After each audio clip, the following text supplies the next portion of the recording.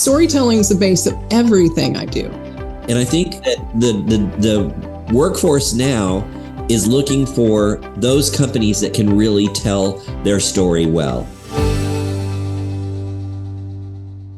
Well, hello, everyone. Welcome back to this episode of the Multifamily Mind. I'm your host, Steve Wunsch, and joining me today is someone whom I've admired and followed for a number of years. I was actually a customer of hers at one point in the game. So excited to have Pam here today. Pam is renowned for her dynamic ability to transform training materials into captivating, entertaining experiences.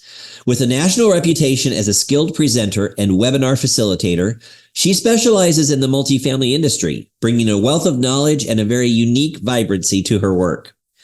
Beginning her illustrious career over 38 years ago with the U.S. Department of Housing and Urban Development in Indianapolis, Indiana, Pam's journey in the industry is marked by a dedication and excellence. Her significant tenure at the Gene B. Glick Company spanned 23 years, culminating in a pivotal role as the director of training there for 9 years. In 2017, she further broadened her impact as the Director of Engagement and Communications at Edge to Learn, where she continued to fuel her passion for innovative training solutions until she retired from full-time employment, #FOMO. I'm so jealous. Retired from full-time employment in 2022. Well, then in 2023, Pam embraced a new personal and professional adventure by moving to Florida and launching Enthusiastically Consulting. That's right. This venture is a culmination of her extensive experience aimed at guiding others on their learning journey with the same enthusiasm and dedication that have been the hallmarks of her career. Her commitment extends beyond her professional endeavors, as evidenced by over 20 years of volunteer work with the Indiana Apartment Association. This effort earned her the Distinguished Volunteer of the Year award in 2011. In every facet of her career, Pam embodies the spirit of enthusiastic learning, sharing her wisdom and joy with those who are eager to grow in the multifamily industry. And I couldn't be more pleased than have you here with us today, Pam. So welcome. So exciting. Yay. So exciting. And Steve has just been, he says that, but I have admired Steve as many of you have. So it's just a joy to be here. Every time I see him, I just want to give him a hug. I know everybody else wants to do that too, right? And I'm coming to you in June. Yes, so, I will see there. you. Hugs in person. Well, so excited to have you here. You know, it's such a talent to be able to take some of the material that you had to deal with in your former roles, like fair housing and sexual harassment and all these topics that are like so dry and so boring, and to really take and, infuse them with this zest for life that you have and the joy that you want to bring to the planet, but to make them to entertain people when they are learning is a key element. Wouldn't you agree? It's absolutely true. And, it all goes back years ago when I was at the Gene B. Glick Company. My senior vice president of property management, Frank Basile, the first time I saw him speak, I knew that's what I wanted to do. And that's what he did. He got you into his life and to be as passionate as he was about anything, because you could see how much he loved property management, multifamily, and training people to learn to go higher than they ever thought that they would. When I first saw him speak, did not have any indication that I would stick with this particular job that I had at the time. I think the first time I really saw him speak, I was in the property management arena. So I believe I was a manager at the time that I actually saw him speak, although we worked together before that. He's just a joy. He always had a smile, and it didn't matter. He was one of those people, Steve, I know you can appreciate this. He could call you into his office. He could fire you and you'd walk out smiling. Yeah. Yay. That's how good he was, really. And that's how he captured my attention, was with stories. And when I first started thinking about what I wanted to do after this retirement from full time, was I wanted to take that joy and I wanted to instill it into everybody in this industry, because Steve, I think the most important thing about this industry, because we learn so much in this industry, customer service, leasing, sales, all the things, you can really take this knowledge anywhere you want. And not a lot of industries can say that. You can stay in this industry, which I highly encourage you to do, because if you think about it, what other industry can you be in for 38 plus years? Yeah. You and really still, can't. And still growing and still morphing and iterating and becoming better and learning new things. I think you're spot on with that. Right. And, I think there is a point where we all get to that we think we're done learning, right? We're all right. I can't possibly fit anything else in this head. But one of the things that I did, and I think a lot of people know this about me, and if you don't, you're getting ready to learn something really exciting, maybe. I lived in an RV for 2 years. Oh man, I'm so excited that you're sharing this story. It's awesome. And the reason I bring that up is because you just don't wake up one day and say, I'm going to live in an RV. You have to plan, you have to prepare, you have to buy the RV, you have to buy a truck, depending on the kind that you get. I mean, there's so many things, but I was so passionate about wanting to do it. I realized, oh my gosh, I can learn, because it was hours and hours and hours of website searches and, particular product searches and the things that you have to do to get ready and the thing, mail, how do you take care of mail? So there's lots of things that you don't even internet on the road. What do I get? So there was a lot of things. And because I was so passionate about it, I did learn new things. And then, it's like that just jets off, right? So you're like, well, now I know I can learn new things. I just know that I need to be passionate about what I'm learning and how I'm sharing that knowledge. So that really was the crust of me thinking, you know what, I can do something after my full-time gig is up, because we've got a lot to share. We've got a lot to share. And I think the key element there is that passion, because that passion is really the driver behind all the decisions, even putting up with the not fun parts, because that passion, is really, So, and I think for us in multifamily, that's a real common theme, because, most people don't hang on to it. I mean, this is my 31st year in multifamily. Isn't it crazy? Been on the supplier side for a few years, was in operations for like 27. And, every day is different. Yes. Every customer is different. But you got to have that passion to want to serve people, do it well. Mm-hmm. And if you have that, man, this is a home for life. It is. It is. And you meet the most incredible people. I can't even imagine my life without meeting the people that I've met along the way. It's just a joy to know these types of people. Joanna Ellis, I like to throw out, and Francis Chow, I like to throw out, because that was my last gig, right? And they were incredible. It was a startup. It was a lot of work. Another props to Jolene Brannigan, Kara Rice, Joe Bailey gave me the first try at the supplier side. And of course, the Gene Biglet Company, and a little swag to the Indiana Apartment Association, because they're really the ones that got me out training outside of the element of GLIC, right? And that's when, and I really encourage everyone, if you have a local apartment association near you, get involved. Even if you are not a person that typically does that, just attend a meeting. They'll let you sit in the back and kind of soak it all in. Yep. But it's just amazing when you get outside that little world, because when we get into our management companies, right, we get into our way of doing things. And then you get outside and you're like, oh my gosh, that's a really good way. Look at what Steve's doing over there. I have not tried that. Then you go back with a renewed passion to try something new, or even a variation. We've all done variations of things. Yeah. So that is what makes life exciting. Get to know people. If you're really shy, get on LinkedIn and connect with me, connect with Steve. These are great ways to network and not be out there, but get to know people. So, and we know people, so you let us know you want to know people, we'll introduce you. That's why I call it the multifamily family, Pam, because it really does. I mean, we're so supportive of one another. We're encouraging of one another. Mm-hmm. We're gracious, because we don't always get it right the first time, and we're gracious with one another. So let's kind of parlay now into, one of the reasons, folks that are listening, that I got so excited that Pam said yes to the dress to join us is this conversation today is going to be around the art of storytelling. Yes.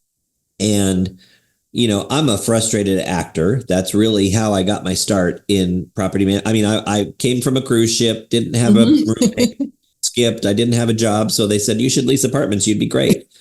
And being a performer, a training role was perfect for me because I got to be on stage every once in a while when I was teaching my classes. But I began to learn that like the script is so important. And if it's going to be unscripted, you at least need to have some kind of an outline in your head, because if you don't, you're headed for trouble. But, making that learning happen through the art of storytelling. And funny enough, Pam, this morning in my email, I follow this guy. Let me see if I can pull it up here really quick. His name is Francisco Mahfouz, Mahfuz. And his, it's Story Club. It's just, that's what he does, is he tells stories. And I thought, what a perfect email to set the stage for us today. Because he says, I could have told you everything that happened. But what he does in this story that he shares with us this morning is he uses dialogue between the characters. Mm-hmm. And through that dialogue, we completely know his uncle is a jerk, thinks he's the best cook in the world, and wants to ruin family gatherings. But he didn't tell us any of that.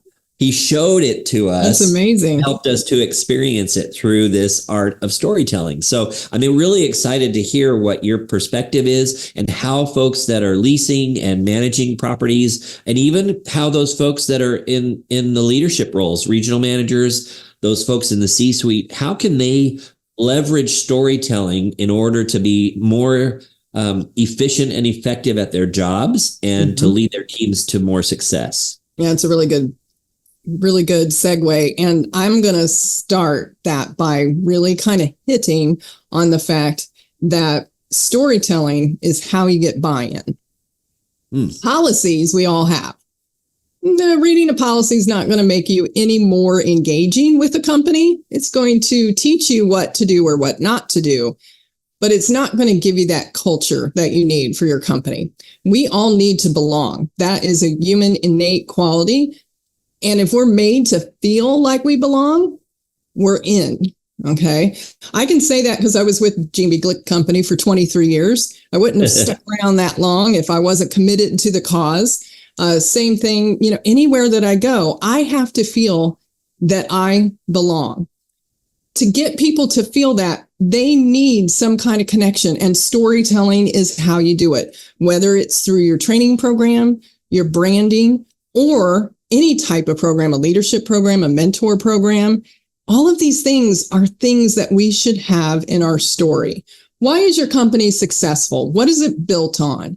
Who are the leaders of this company? Why are they so important? When I know what Steve has done for the company and all of his accomplishments, I have a connection to Steve. So Steve's my new connection. And I'm going to grab onto Steve and learn everything I can from Steve because we did connect. Steve is an awesome storyteller. I'm sure you can all tell that just by the short amount of time we've had already. But you need to draw them in. In fair housing, very short story, I would start any of my fair housing presentations with this really fascinating story. I had a friend. Her name was Gina. Gina was hired by ABC Company as a regional manager. So Gina decided to shop a property of hers before they knew she was hired. So Gina goes in, and let's say Fred is the property manager. So she goes in. Hi, Fred. I'd really love to shop your property, not shop your property. I'd really like to, that's funny. I really like to see you in an apartment today. Yeah. Secret to good storytelling. Don't let the cat out of the bag on the first Right. Don't say shop. But anyway, yeah. So Gina's looking for her apartment. Well, Fred comes out. Fred puts his hand, he doesn't get up. He's on his desk and he puts his hand up like this and he goes, oh my gosh. He goes, give me like 5 minutes. I had quite the night last night and we stayed up late and I really want to show you an apartment, but I'm kind of dizzy right now. So have a seat and I'll be with you in just a second. Well, that's not going well. Anyway, Anyway, Gina goes, hey, we've all had bad days, right? So she goes, sits down, waits her turn. He comes out. And of course, Gina's going to prep this whole scene. So she's like, all right, I'm looking for an apartment, but I work nights. So I'd really like to be in an apartment that's not close to a lot of kids because I need to sleep.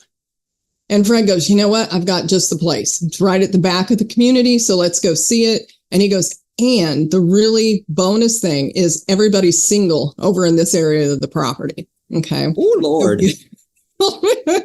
And we're not done yet. And so anyway, Wait for we go and see the apartment. We go see the apartment. And Gina's like, you know what? This is probably exactly what I need. Let's go back. Let's talk pricing, blah, blah, blah. And she really did. She did everything she had. She even gave him a deposit. Gina's good, right? Yeah. So she goes back 2 weeks later, company meeting. So we have 5 property managers and the owner is getting ready to introduce the new regional property manager. Guess what happens when Gina walks into the room? Fred flips out. Okay, because Fred knows that this is not a good day for Fred. But you know what? They did not fire Fred. They did not fire Fred. What do you think they did, Steve? I'm hopeful that they helped Fred. Yeah, they did. They helped Fred. This is a learning opportunity for Fred. Fred did get his learning opportunity, and I will let you know that about 5 years later, Fred became a regional property manager. Well, how about that? Now, everybody's probably thinking in their head, why didn't they hire Fred? And what the heck was he doing? Well, you know what? Let's think about this for a minute. Steve, you think about this with me. Sometimes, and I know this never happens, we hire somebody and we assume they know everything they need when they are running a $1 million or $1 billion property, correct? Because their resume looks spectacular and they knew all the terms and they interviewed well. But it doesn't mean that they don't have issues or problems. Obviously, he had a bad night. We don't know why. We never did find out why. But everybody has them. So let's not penalize somebody for a bad day. Now, the worst that could have happened in that situation was they could have lost a lot of renters, right? Because this person is not giving the best results. But once he was trained, he got it. Yep. And it was that training. That's a great point to make, is the training sometimes doesn't. I mean, I think I was sharing, I don't even remember who I was sharing it with, but like my first job as a leasing consultant, my training was, I walked in the door at the office, my manager came to me and she said, here's the keys. The model is apartment number 204. I'm going to go to lunch and then I'm going to get my nails done. Lease some apartments while I'm gone. Yeah. Yeah. And that happens a lot. It does. Unfortunately. Does. And I can't even share my first shop score. It was bad. Okay. Yeah. This is how we learn. We learn through these things. And the important thing was, when you get a derogatory shop score, is to find out why and not immediately assume that there's an issue. Okay. Yep. There's so many things going on and there's interpretations. There's all kinds of things. We just need to do our due diligence, but we can be positive while we do it. We can be positive. And that's another reason I started my business, because I've seen so many bad things out there that we could fix with just a little bit of a positivity, just a little bit. Well, and even just your example, sharing that story, leasing consultants now know, if you're listening, leasing consultants, you should know, like, there were a few fair housing violations and there were some, maybe some partying went on that shouldn't have come to work with him. Who knows, right? But the story told, we all were picking up on what's in the atmosphere. So that's a great lesson for our, for our leaders, especially, I think, in this regard. Yeah. Really, when you hear something like that, to me, I gravitate towards that story because it's relatable. I also gravitate toward it because I think we all can see ourselves in that situation, be it on the leadership side or both sides. Yeah, we can. And because of that, then you form a bond. It's like, okay, so whoever tells the story, they've been in multifamily. They know what we're going through. So you've already hopefully started, you're not going to connect with everyone. Let's be honest, because there are people out there that don't want to be in your class. They don't want to be connected to anything. Or they were told to be there. And sometimes in that situation, there's really not a lot you can do. Right. But we can do as much as we possibly can to try to connect.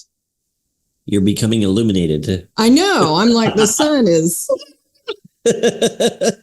It's like are you an angel? Well, I'm in Florida, so the sun just kind of follows me. Sure. Hi, folks. I wanted to take a quick 30-second break so that I could say, I hope you're enjoying today's episode, which couldn't be brought to you without being superpowered by Sales Mail. I mean, really, we couldn't produce this content without them. Sales Mail is the easiest and best tool for sending personalized video via email, text, and CRM. So, if you really are enjoying today's episode, it would mean a lot to me if you would visit salesmail.com so you can check out how our solutions might impact your business communications.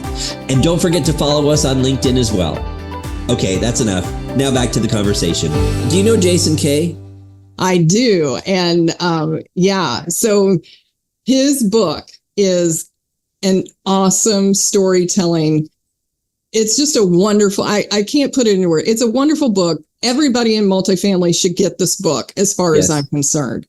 What is it? Rainforest? It's called A Journey to a Rainforest Culture. Yes. Team culture. It is all in storytelling format, and you will become the characters. Let me tell you, you just, and there's parts of it that are exciting and happy. And you're like, yes. And there was one part in that book that I was like, no, but you got to read the book to find out why. Yeah. And what I loved about it too, Pam, is like, I wish I was more well-read than I am, but reading to me is almost excruciating. Yes. I just don't enjoy reading. I'd much rather watch a podcast or listen to an audiobook. So he has an audiobook, and that's exactly how I took in his book, was by audio. I'm the same way, Steve. I can read certain things. I like to see it. I like to be told it. I like to be drawn into it. Reading for me is a little bit of a chore for me, but audiobooks and podcasts, love them. Yeah. Love them, because you can do those while other things are going on, right? Yeah. When you're reading, you're stuck. Okay. Yeah. And I know a lot of people enjoy that. I'm not saying anything bad about reading.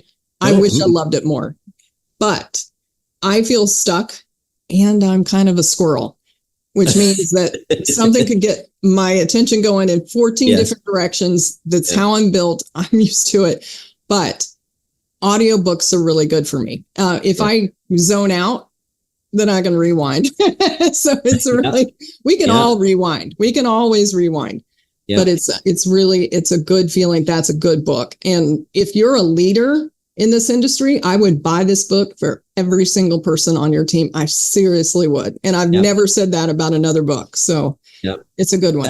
What I loved about it was that it's good, solid leadership principles, but it's not written like a field guide to leadership. Right, it's a story. Like, I'll read something if it captures my attention. Mm-hmm. And if I get sucked in, I will read like crazy. And that's what his book did for me, was because it was a story, and it was a story I could relate to, because it's a multifamily based story too, which is very cool. It was really good. Really well done. And it might make an appearance in June at NAA, regardless of when you see this. So you will either see it live or you can get a recording, but it will be part of our panel. So it's exciting. Oh, you guys are on a panel together? He is, he's going to do something special for somebody in the audience. So we might have somebody but our whole presentation, Leadership Loyalty Connection, is built on stories, things we've learned not to do, and hopefully some aids that we can give people, which this is one of them, to be a better leader or to become a leader or a better leader. So it's going to be very exciting, but why some leaders are better than others and why they can form that connection. Yeah. And it ties into the whole idea of storytelling. Yes. What were the words in the title of the panel? Leadership Loyalty Connection. leaders. So loyalty and connection happen through stories. Yes. So let's dive in there. So we've got leaders in the audience, tons of them. How can you give a couple of specific examples, or maybe one, and then we'll flip. Then I want to flip it to the boots on the ground folks at the site level, and how can they leverage stories? But like for leaders, give an example of how a leader can share a story in such a way that it creates loyalty and connection. Absolutely. Let me see. Here's a good one. So I've already mentioned the Gene Glick Company. This is way after I left. So when we went through COVID, okay, when maintenance personnel were entering apartments, it was really important for them to have the booties on and to wear the protective materials that they were supposed to. And Gene Glick could have passed out 400 policies to all their employees and said, this is what you're going to do. And they would have done it. All right. They're good employees. They're great company. But what they did is the person that was the leader of the maintenance employees, okay, he dressed up in a suit with booties and did a rap song. Posted it on YouTube, posted it on their channel, on the internet. Everybody got excited about putting on their booties and getting in there, because how could you not go in there without that song in your head? Right. I wonder what song Shake Your Booty. No, I like that though. I'll send that to them. Gene Glick Company, there's your next video. Okay. But really, it's just about losing some of their vulnerability and being there for your people in a way that either makes them laugh or makes them appreciate the knowledge that you have. Telling them why you became a regional property manager is better than, just simply saying, Pam, I can see that, you're progressing really well and you're headed on that path and you've got the aptitude. Well, that really doesn't say much to me. But, if Steve comes to me and he goes, what I love about being a regional property manager is getting to meld the minds of all of my multifamily people to come together to get goals done. And this is how we do it. Giving me solid advice and examples of how they put the team together, what their weaknesses are, what their positives are, what works, what doesn't work. But if you engage and truly show them that you care, that's a better leadership skill than any policy that you can make them memorize by far. Yep. So sometimes it's hard to connect to people because we're all built completely different. So you'll see all of these opportunities out there to find out what kind of personality that you have and all the tests that you have.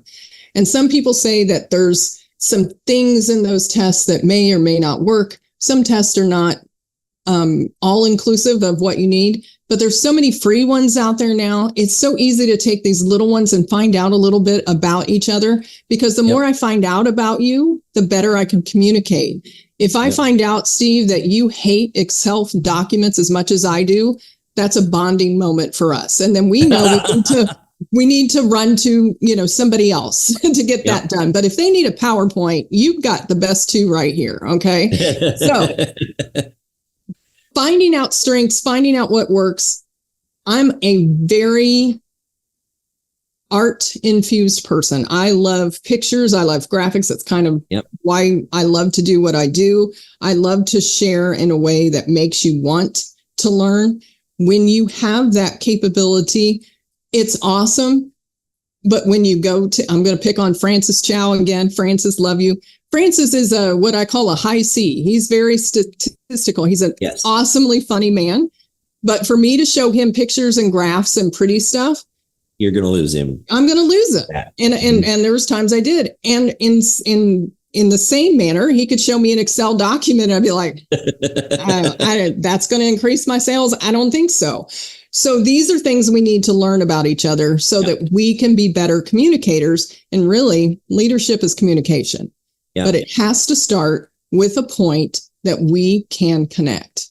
Yeah. And you have to, so it's like speaking the same language. Yes. And like for that guy to show up fully dressed, like that was probably very authentic to his character and how he operated, funny, authentic in the moment. And yet that the way he showed up was the story, right? Yeah. So you don't necessarily have to be a great writer or a great narrator or a great screenplay writer in order to be effective at telling stories, because you can show up, and how you show up can be the story, right? Exactly. And then a couple of things that I heard from that I think kind of really connect the dots for our peeps on site and our managers. Like, I always hear people have a hard time giving feedback in annual reviews, mid-year reviews, and so forth. And it really is kind of become more of a check the box that we've done it versus Absolutely real value add to the employee experience. And I think based on what we're hearing in the atmosphere, employee engagement is something that we really need to hone in on and make sure that we're, firing on all cylinders to make sure that our teams stay engaged. And being able to tell stories during those annual reviews, I think is a real, like, the light bulb went off for me. I'm like, oh my gosh. Yeah. That could be a whole session on how to be effective as a leader in giving feedback to people, is telling stories, because the stories can make it easier to share sometimes the not so good. Hey, Fred showed up one day and he was not feeling too good because he had tied one on. But you can tell those stories in such a way where, this is, or this is what I'm seeing, and let me tell you the. Oh, exactly. Right? If you can start it, this is what I'm seeing, so that you can give them a picture in your mind of what you're seeing about them that they may not see. I think Frank was really good with that with me. He was like, Pam, you're really good about this. Well, the details, sweetie, let's work on these. And but he really had a way of helping me to learn without making me feel small. Right. And I think I see that more than anything else. I see people walk away from some of these meetings, some of these sessions, some of these reviews just deflated. Yeah. And we have to address issues in multifamily. Yep. We do not have to take the air out of the balloons. And we can do it in a way that's constructive, all the way back, to our fair housing story. When you have somebody that's a success after having such a little bump in the road, a big bump, it makes a difference. That story could have went all kinds of ways. If he would have been fired that day, he may not have progressed. He may have went backwards. He may have disappeared from the face of the earth. We do not know. We don't know what's going on. And in that light, that's why I really focus on positivity. We can do everything with positivity, even the hard stuff, because if we don't, we never know what kind of day somebody's having. Right. And we might be having the most horrible discussion on the most horrible day for that person ever. Yep. And we need to be aware that we do not know what everybody's going through. Be happy, be positive, share things in a positive manner as much as you can. Be direct when you need to. But my goodness, let's share why we love this place, and people will gravitate and they will stay 38, 40 years, right? Hopefully. Hopefully, yes. And I think too, like I use the term curiosity, not judgment. Especially in like performance conversation. That's really good. That's really good. And the key there, Pam, is you come to it curious. So that means you're asking about their story, asking about what's happening in their life. And when they tell you their story, you have a better understanding and it becomes clear what the issue is. I think I've used this example before where somebody's been late to work and the team's complaining. And so the conversation is, Pam, you've been late to work the last 6 days in a row and everybody's complaining about it and it's starting to affect team morale. So I'm going to put you on a performance improvement plan. Wait a minute. Let's back that up and rewind the story and ask that question. So Pam, I've noticed that you've been coming in late the last few days. Tell me what's going on. And we don't have the time. That question launches us more open. It invites me to tell you my story. Then it is about me. Yeah. Then it is about me. And hopefully with the details that I tell you, then you can help me a little bit. Yes, we can figure out maybe there's a childcare issue and you need a little more time on certain days of the week. Who knows? But if I never ask the question, I never hear the story. You will never know. And you will find out the most interesting things about people. You might even find out some of their skill sets that you didn't know about. I had a friend of mine that just did a leadership book, and one of his employees is an artist, and he noticed it, and she illustrated his book. Oh, wow. That's awesome. I mean, yeah. So you're getting what you want because you already know what their style is. So he would have never known that had he not had a conversation with her. So it's just really neat to do that. And I think the leaders that I mentioned before, they all did that for me. And I want to give that back in kind, right? Yeah. We want to be as good as the people that we've emulated. And to this day, I wouldn't trade any of those people for any amount of money. They are the best people in the business. And I truly love each and every one of them. Yeah. Well, they've made a mark, and they've made a indelible ink mark on your life, your career, your choices, your right. And I think it's interesting to hear this conversation, because now I'm looking at storytelling like from all kinds of different dimensions that I wouldn't have before. Because when you say storytelling to people, they think, okay, come on, kids, sit down on the floor, and I'm going to open up a book and I'm going to tell you a story. Yeah, but it doesn't work that way. And no. I think that's a really cool revelation for our listening audience. Is stories are being told all the time, based on what people say, what people do, and we have to just be willing to watch and listen and see those stories play out, right?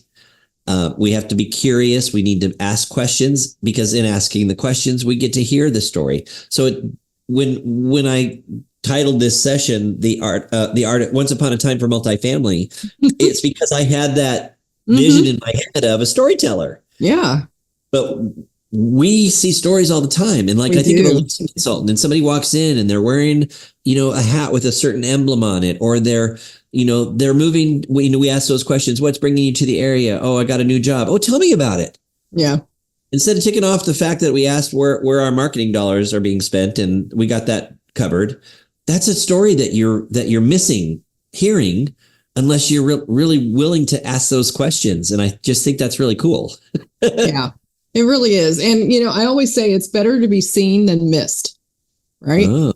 So get those stories out there, get them out there so people don't miss the opportunity to do something that could really help you in your career. I think that's the thing that multifamily is kind of built on, is we all help each other. But if we don't know what to help with, we can't do it. So let everybody know, share your story. The other thing too, I got into this business just thinking I would do just training, consulting. And I still do that, obviously, but storytelling is the base of everything I do, because branding, social media, all that ties together. It's all your story. A lot of people don't know what their story is. So I can help you create that story. And make it engaging. Or you might have a story and we make it better, and we put it into a training program, and we parlay it into a mentorship program. And, you can do so many things with it, but if it's not seen, you know it. And we have so many stories. There's so many stories out there, Steve, I know we don't know about in multifamily that could really change. It really changed the face of multifamily altogether. For sure. Yeah. And I mean, I see people on social, like LinkedIn for me is the place. And I think of people like Jennifer Staichokis at Western Wealth, and she's a gem.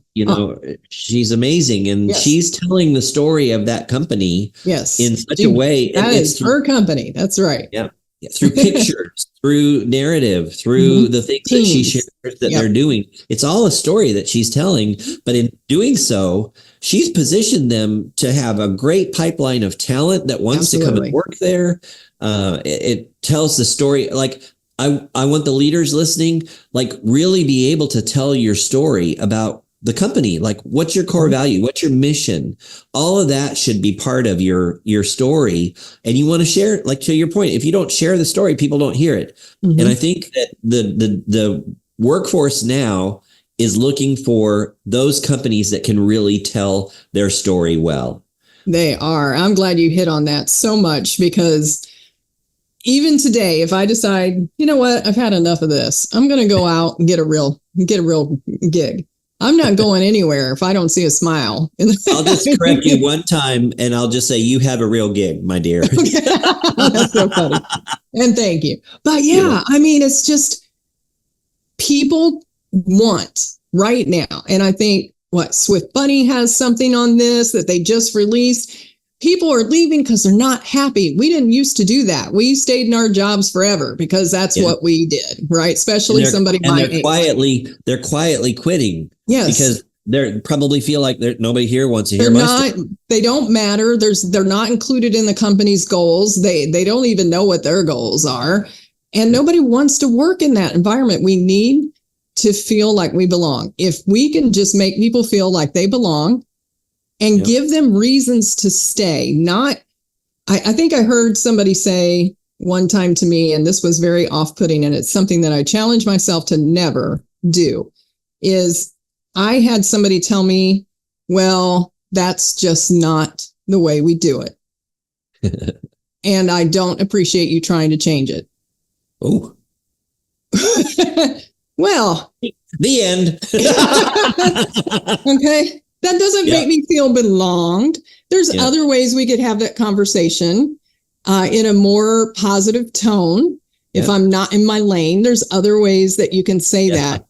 So give me something else that I can do or that can make me belong so that I have a place and a passion to make it as good as you want it to be, right? If I'm sitting over here like this, because I don't belong to anything. I don't want to belong to anything. And that's the key. As soon as you find out somebody doesn't want to belong, they stop talking, which may be what some people want. I get it. But they stop talking. They also stop engaging. And I see it every day. I know you do too, Steve.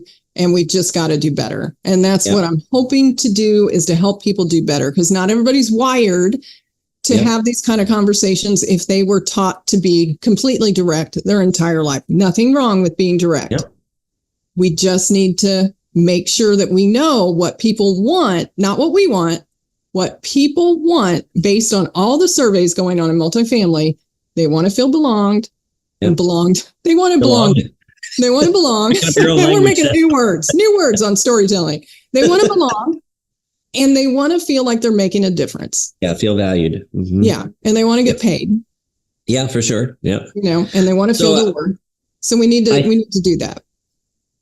I'm like remembering back to my childhood, and you would get assignments where you would have to go home and write, a 4-paragraph essay or story about such a title. Right. And, some people did it really well because they were storytellers, maybe naturally, and some people struggled with it. And I think, there are leaders out there and there are companies out there who aren't quite comfortable, maybe with that idea of telling their company story and sharing that with the world, or maybe their approach isn't quite what everybody who's telling us what they want and how they want it with all these surveys and data that we're getting. So that's what you can help with. You can connect people with how to create that narrative. Yes. In such a way that it represents their company the way that they want to be represented, the way that the world wants to hear about them, right? Yeah. So that's one of the skills that you offer in your... Yes.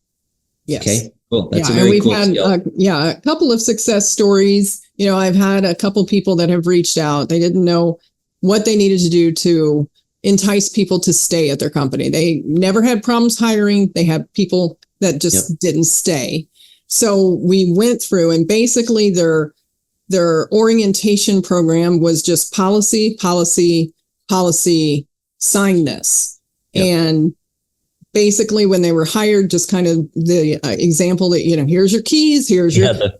It didn't work. It doesn't work that way. So we re-upped their orientation program so that they knew why the company was doing what they did, and how... Here's a really cool one we came up with, how they could participate to make the company better. And it could be anything. They could send anything to the designated person receiving these requests, and they would try to work them all in. Now, we can't grant every request, we know, but we at least can see where people are coming from so that we know we can adjust and pivot.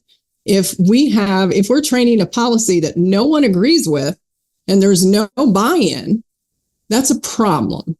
Yep. So let's research and let them come up with the answer or answers. It doesn't always have to be us correcting the issue, right? Because they're the ones that are pretty much dealing with the results of some of the wise words that we've written in our policies.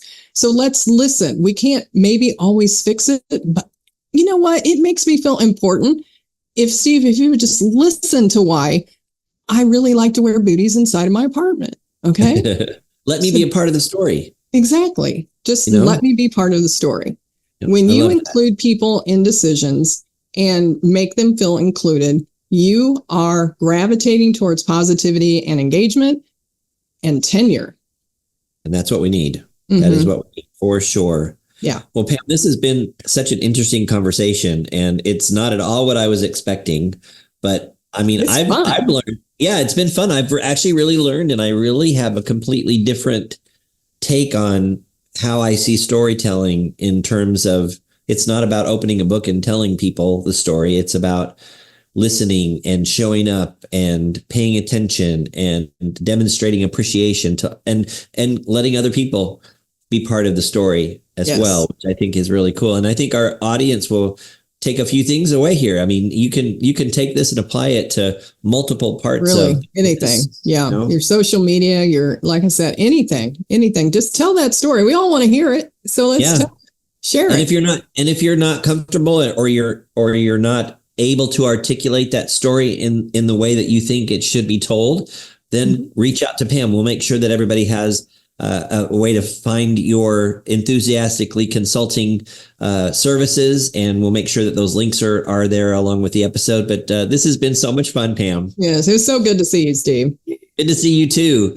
Well, this is Steve Wunsch here on the Multifamily Mind, super powered by Sales Mail. We've been talking about storytelling and how big of an impact it can have. I have one last piece of your story, though, Pam. Okay. Here at the Multifamily Mind, we use the word audacious.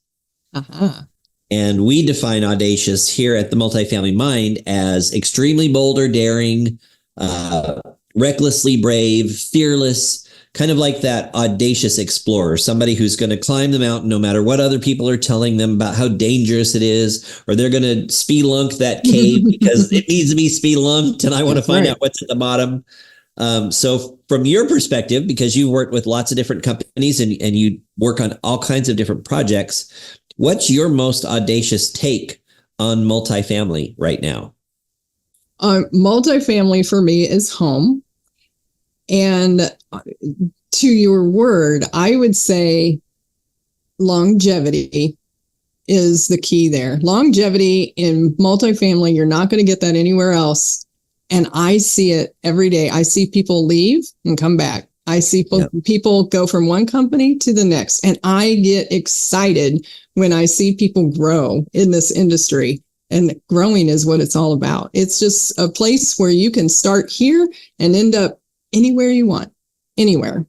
So it's an audacious opportunity. It is. Oh, that's good. I should have thought of that. Well, see, we worked on the story together. We brainstormed the story. We did.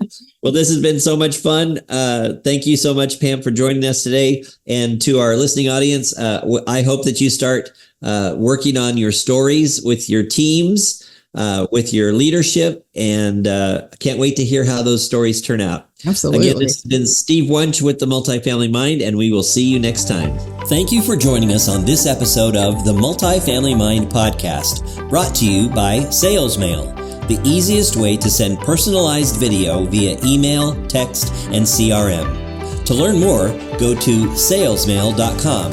And remember, always be audacious. Until next time, I'm Steve Wunsch. Have a great week.